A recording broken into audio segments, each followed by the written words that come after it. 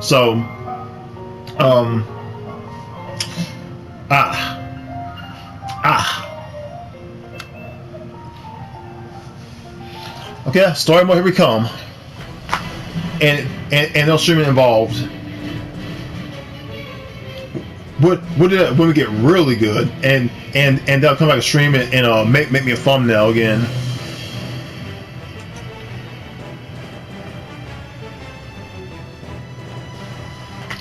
And the image kit came back. Now the game will unlock those features. I want to see that.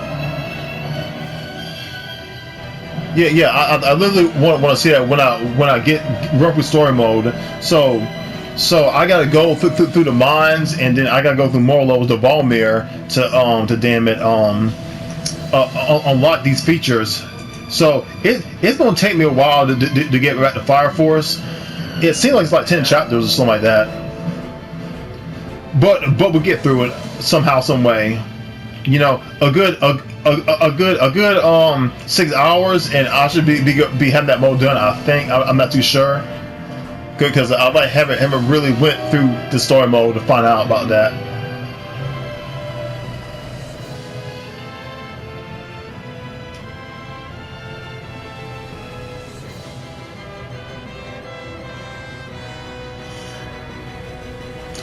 Oh yeah, I saw that. That's like kind of cool a little bit, like an army tank or some like a low rank army tank or some shit like that. It's kind of cool. That's pretty badass. Oh, does the game got like voiceover people talking shit in the game, like in-game voice, or no, not really?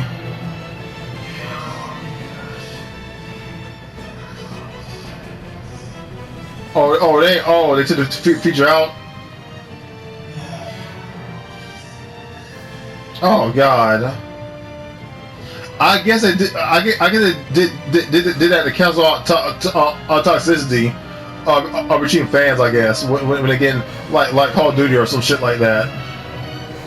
Because I think Call of Duty, you can talk to people and shit like that.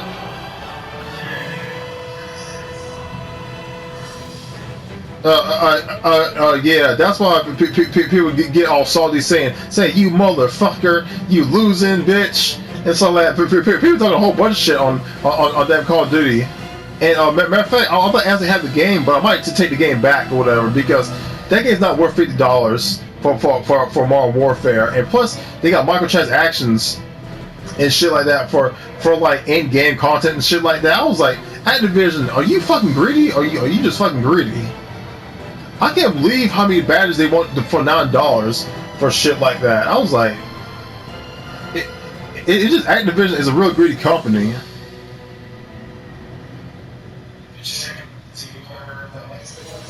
No, I haven't saw it yet.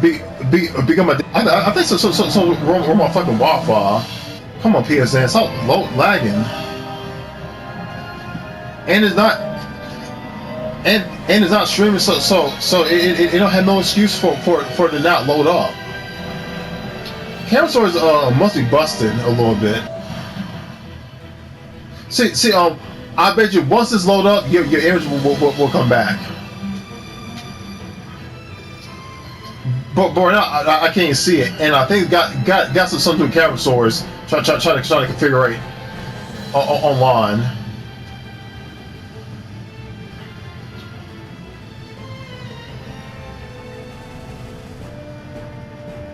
But they're gonna have their maintenance soon, tomorrow, I think, for update for camera stores. I think if they fix the damn bugs to this shit, man, God. You know what? I'm gonna start the game over again if this keeps going, because it's on one dot and it's not doing nothing right now. And it must load up. Okay. Now it's on the boot up now. But it keeps taking me back to the main menu for camera storage. Why is it doing that? Jesus! Come on, asshole! Take me back to the event. I want to play.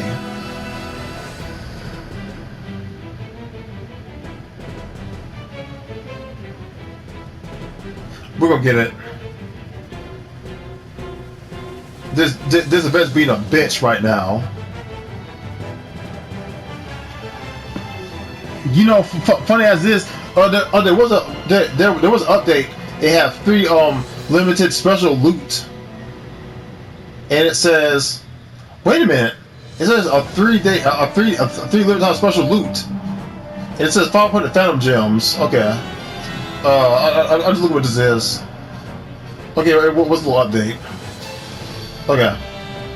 Back to the game now. So I get in it instead of it,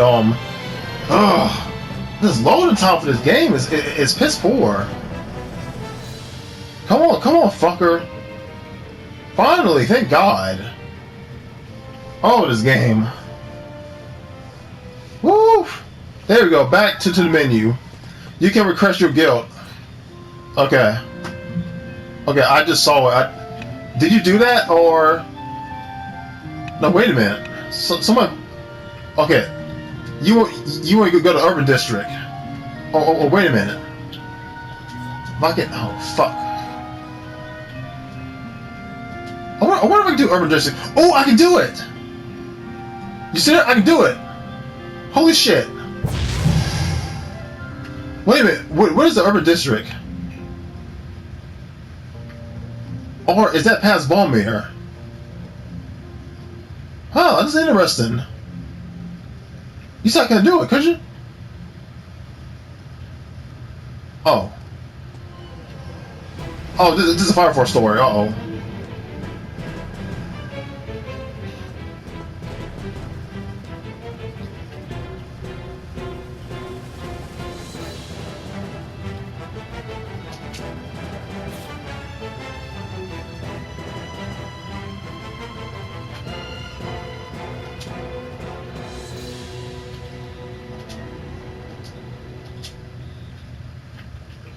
Gotta go back.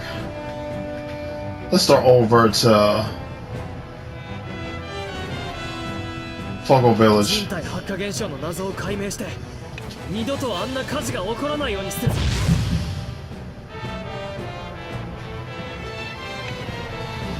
Okay, back to square one. Okay.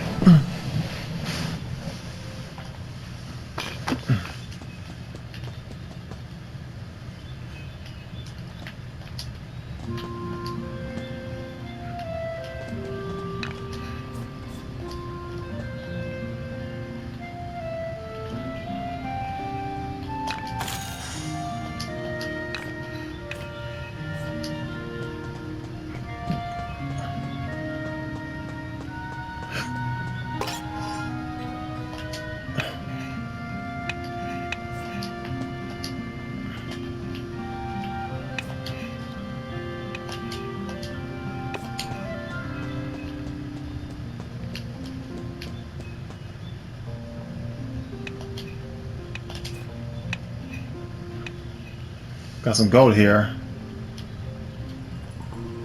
Do need those needles though, but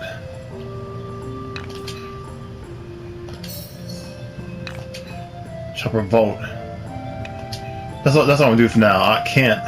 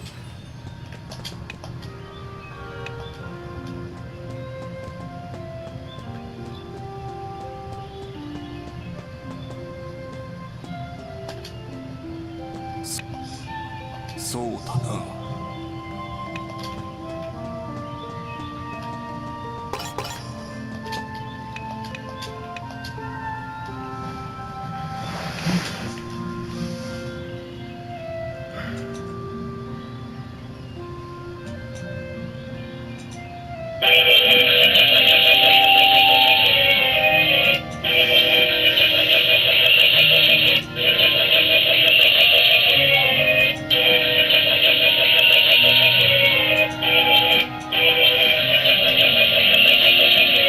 体発火現象の謎を解明して二度とあんな火事が起こらないようにする。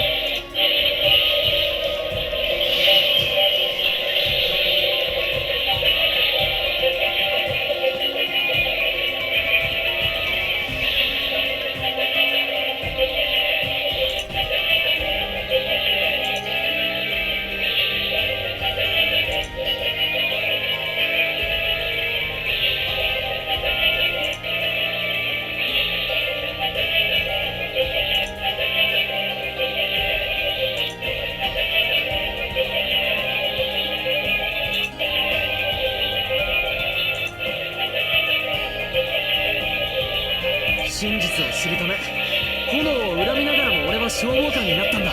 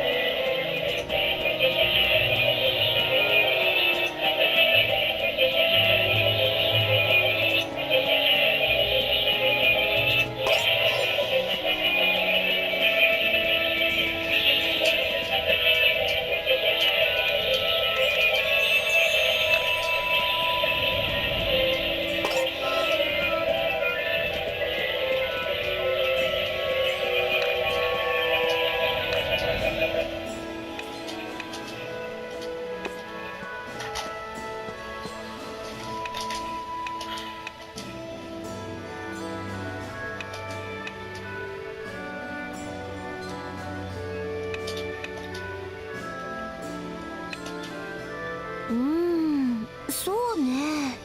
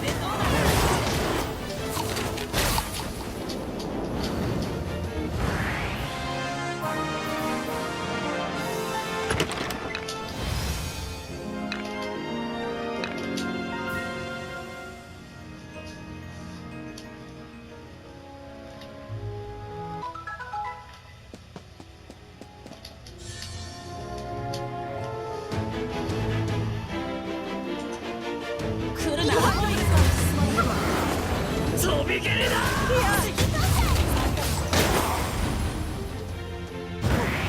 もういませんよね。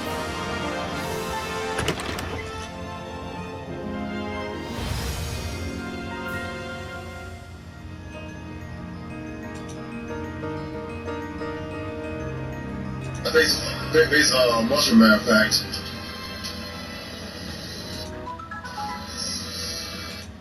Cast it up and he said at you.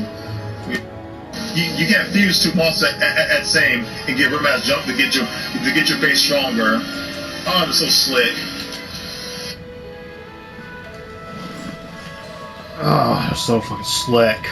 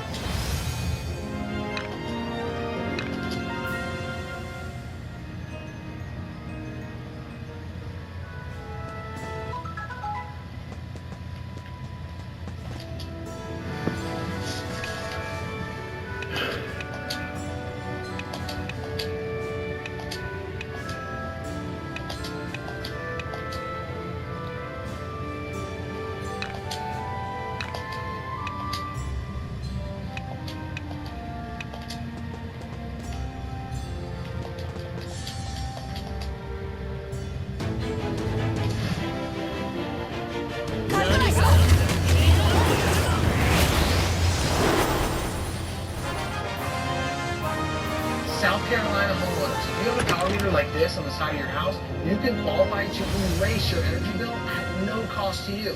By getting solar panels installed with absolutely no cost up front, you'll get your power. Hey guys, what's up? Caleb here, hitting you with another video. I've played a lot of Mega Man. A lot. Like, every game ever made. A lot. In fact, there was an event that I did a few years back called Mega May, where I attempted to play through every Mega Man game in 1 month. It didn't work out, but we almost did. Then I did it the following year, and then that reassured me that I played every Mega Man game that's feasible to play. And when I say feasible to play, I'm talking about Japanese phone games that I just don't even have access to and are quite the hassle to even get to work. Doing this event made me realize how many Mega Man games there are, and to my misfortune I found that there are a lot of really shitty games. But of course, there are a ton of good ones as well. In today's video, I'm going to take you through the evolution of Mega Man. This is a video I've been wanting to do for a really long time. I just wasn't really sure how to put it together. But now that I got the proper resources and the motivation, I think it's time. We're going to talk about everything. Every off-game and main series game as well. The different sort of universes, if you want to call them, in the different Mega Man games. And ultimately, showing you the good and bad. Let's get to it.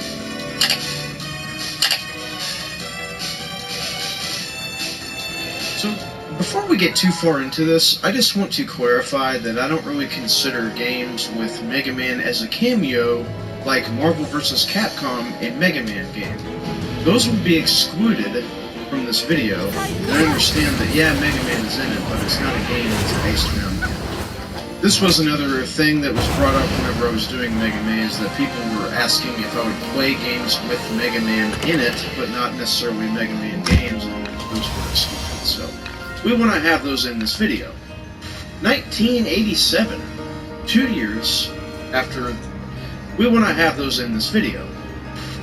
If I would play games with, like, Marvel vs. Capcom, a Mega Man game. Those would be excluded from this video, and I understand that, yeah, Mega Man is in it, but it's not a game that's based around him. This was another thing that was brought up whenever I was doing Mega Man, is that people were asking if I would play games with Mega Man in it, but not necessarily Mega Man games, and those were excluded. So, we want to have those in this video. 1987, 2 years after the Nintendo was released, Mega Man hit the NES for the very first time. Other platformers were on the Nintendo at the time, but there was nothing like Mega Man. It blew everything out of the water. There was nothing more satisfying than controlling your blue little robot and destroying other robots and then ultimately defeating an old man. There was no other thing like it. The intricate level experience, the platforming, getting new power-ups, magnet beam, hidden thing, which is kind of required. Just Nintendo game design, stuff like that. But it was awesome. We didn't care about any of that. It was the brand new thing. It was the best thing that we've ever seen. When you compare it to modern platform games, it's obviously a very clunky game with some pretty rough mechanics. But it's unfair to make those comparisons, 20 games in 2020 versus games that were made in 1987. And much like every other Nintendo game, these games were not easy. They kicked your ass and made us the gamers we are today. As much fun as we had playing the original Mega Man, what we didn't know is that 2 years later, Capcom would be releasing the second game of the series, Mega Man 2.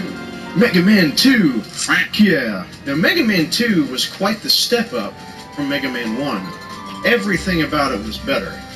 The music, the weapons, the platforming experience, the utility items, everything. We had more interesting levels, brand new enemies, and just an overall better experience playing the game.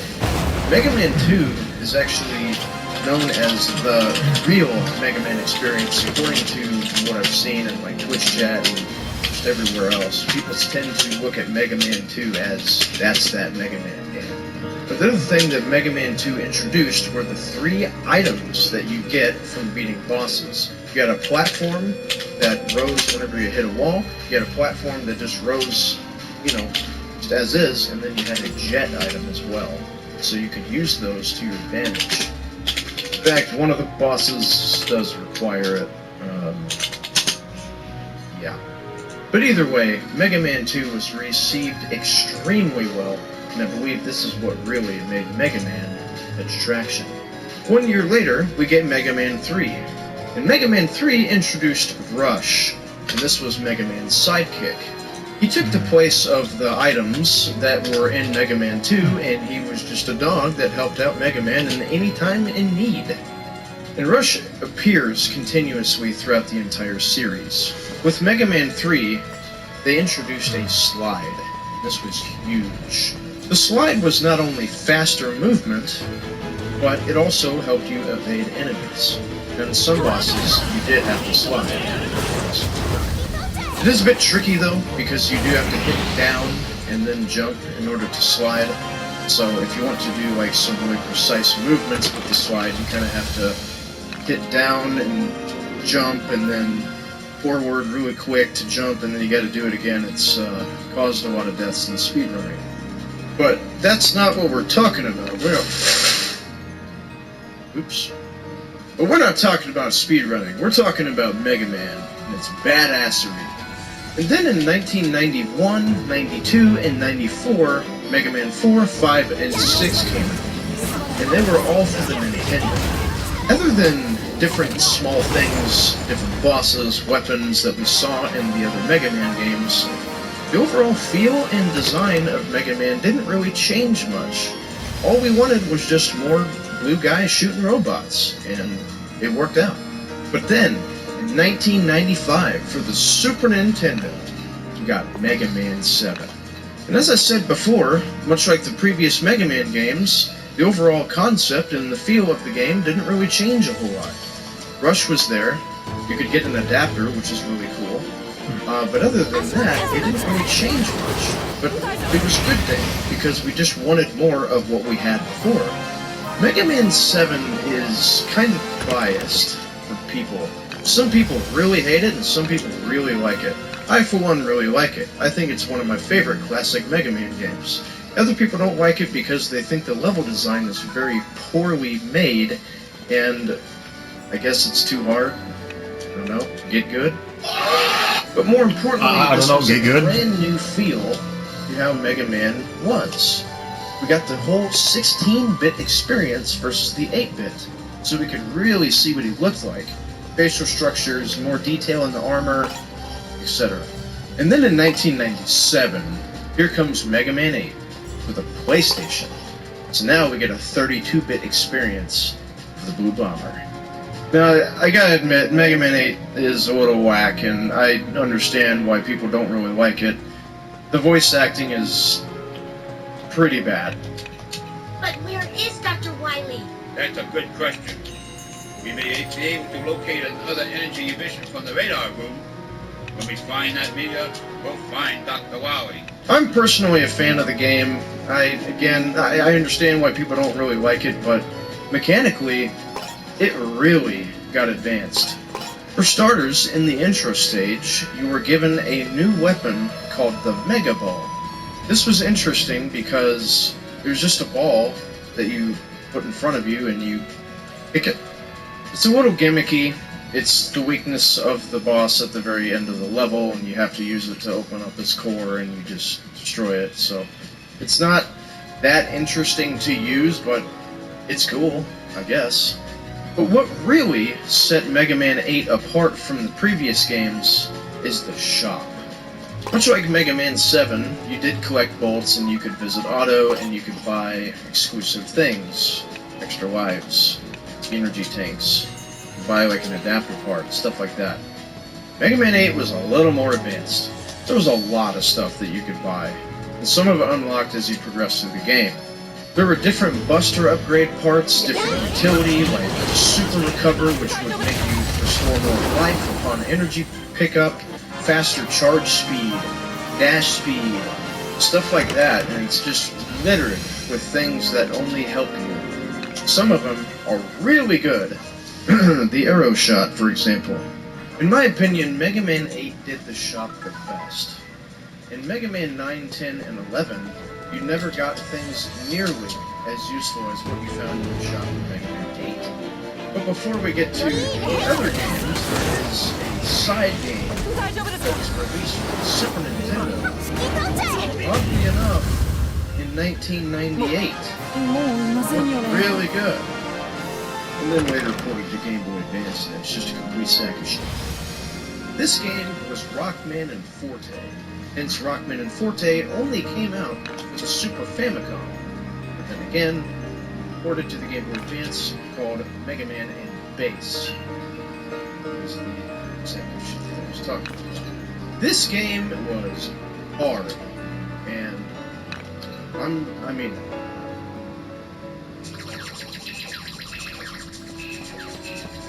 Did you know ID theft happens online every 2 seconds?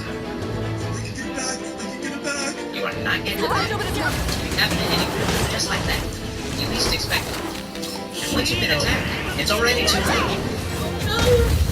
All of our photos are gone. At that point, your device, data, or identity is probably ruined. As long as your device is connected to the internet, you are not safe. But you can be safe. It's only a matter of time before something like this happens to you. So let's take the right precautions. This is Total AV. It's a security suite that protects you, your family, and their devices against online threats. Total AV is a simple all-in-one app that's been downloaded by over 10 million people. So when cyber criminals try harming your life, they won't stand a chance.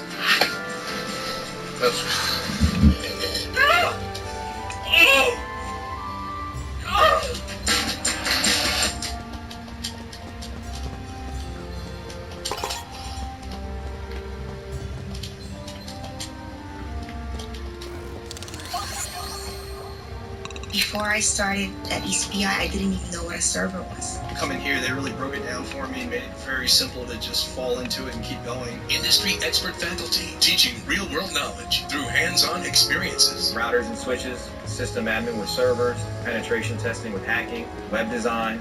They're going to give you the tools that you need to hit the ground running. I'm an IT specialist now. This is my career. This is what I love to do. Go zero to bachelor's in cybersecurity in just 2.5 years with ECPI University.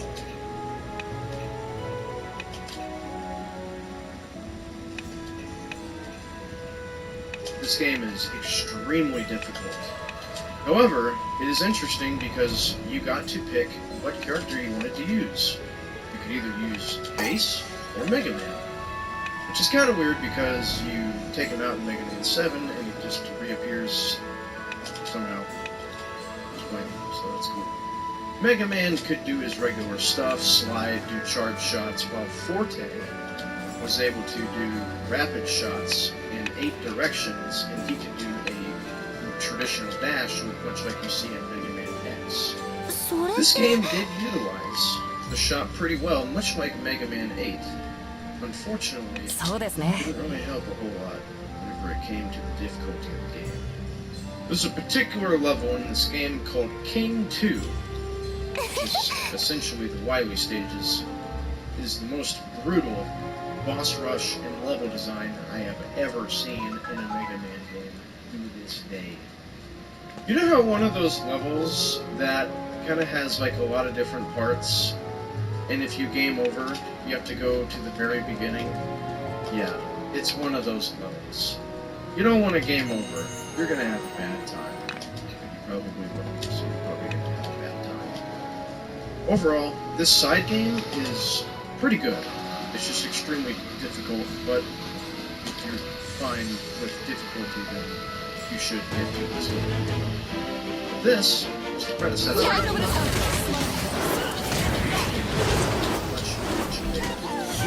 Mega Man 9 was released in 2008. We had a pretty big drought of classic Mega Man there for a while. However, Mega Man 9 was interesting because it's not like it evolved into a whole new design. It actually kept the 8-bit. So Mega Man went back to its roots. A lot of people really accepted it. It was interesting. Didn't expect Mega Man 9 to be an 8-bit style game, but it was ran on current-gen consoles at the time, which made it more interesting. And I say that because the Nintendo was limited to its hardware. However, with PS3s, Nintendo Wii's, Xbox, that sort of thing, they didn't really have to worry about memory capacity. They could make music that would be more advanced, but still in the 8-bit style, and give the level designs a much more detailed feel. In my opinion, I feel like Mega Man 9 is one of the hardest classic Mega Mans out there, but then again, I'm a little biased in classic Mega Man. Then a couple of years later, we get Mega Man 2, again, in the same 8-bit style. People loved it. This game was very well received, and the level designs and the music are pretty legendary. Then, 8 years later, we get Mega Man 11.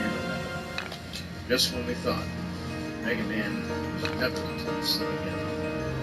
This game was Mega Man 11 was the most mechanically sound Mega Man game ever to be made. Every single button on the controller was used.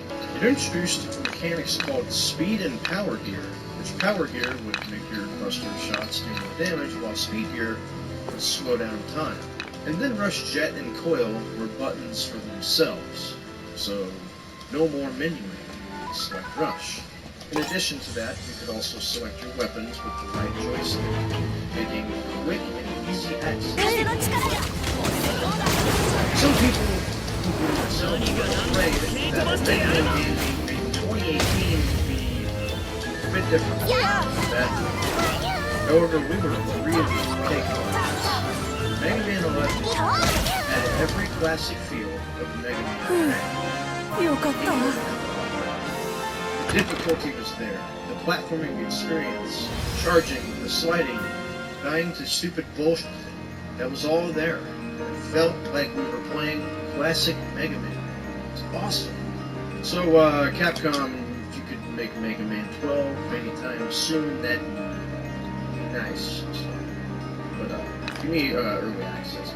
There were other versions of classic Mega Man that were released, mainly on the Game Boy. And these were okay. You had Mega Man 1, Dr. Wily's Revenge, and then Mega Man 2, 3, 4, and 5. And these were fun games to kind of pass time, but I must say, it wasn't easy for them to make versions of levels of some of the games into the Game Boy format. Some of those levels were rough. And the music... Oh my god! What the f*** is this? So guys, that wraps it up for the Mega Man Evolution. Hold on. But what about the other Mega Man games? Oh, right. Good point.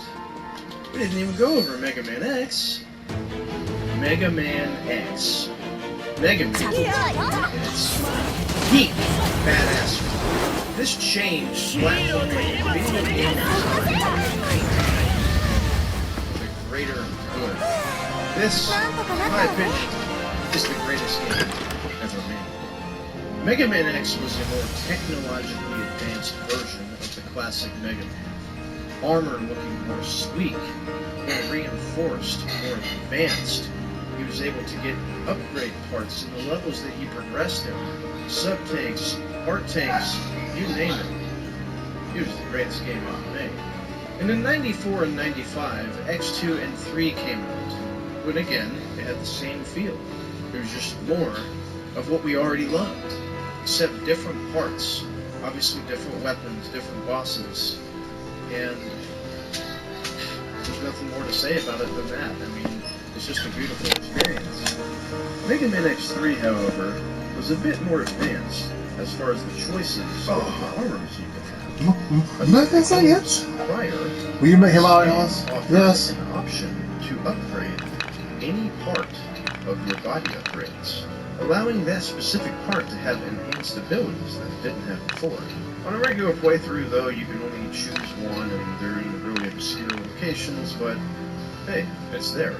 However, what some people may not know is a bit of an Easter egg called the Golden Armor. This is very similar to the well-known Easter eggs in Mega Man X1 and 2, the Hadouken and the Shoryuken. It's obtained in the same way, however, it's in a weird location in the first Sigma level.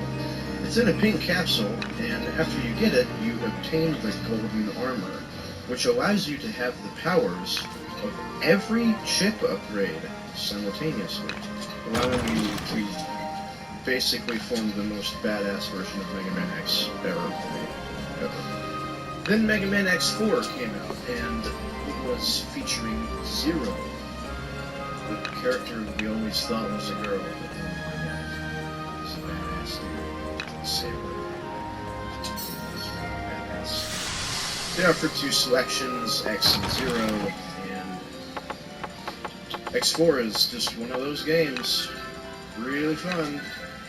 Then the X series gets a little weird. Come out with Mega Man X5. In the year 2000, 3 years after Mega Man X4 was released, Mega Man X5 hit the stores. This game was much different because it featured a really weird timer and just an odd story involving some kind of Enigma shot, viruses. I don't know what kind of crazy pills they were on when they were making this game, but it wasn't the best. I will say, though, I'll give credit to the people who designed the music in Mega Man X5 because I do believe it's the best in the entire franchise, I think. X5 was interesting, though, because it was the first Mega Man game to offer more than just one armor. It featured the Falcon armor and the Gaia armor. The Falcon armor was more or less an upgrade of the armor that you could get in the previous game, Mega Man X4, but Gaia armor was a way different take. This was like a tank sort of armor, and it would do things like allow you to walk on spikes. It was very slow, but it could take a lot of damage. Mega Man X5 also features from the previous Mega Man games. You'll see it with bosses, different music, and other various things, level design and such. This was because it was supposed to be the last Mega Man X game, and that didn't turn out very well. Because 1 year later, they came out with Mega Man X6. This is when Crazy Wheel started. This game was perfectly programmed. While this game felt very similar to Mega Man X4 and 5, it was much worse. This game had horrific level design. It was as if they selected a random kid to design a level of their choosing, i.e. throwing spikes in every place possible. Oh, and crushers. That's fun too. Fortunately, you could crouch in Mega Man X5 as well, so you could avoid things like that, but that's just annoying. X6 also features the two worst bosses ever made in a Mega Man game. In Gate 1, which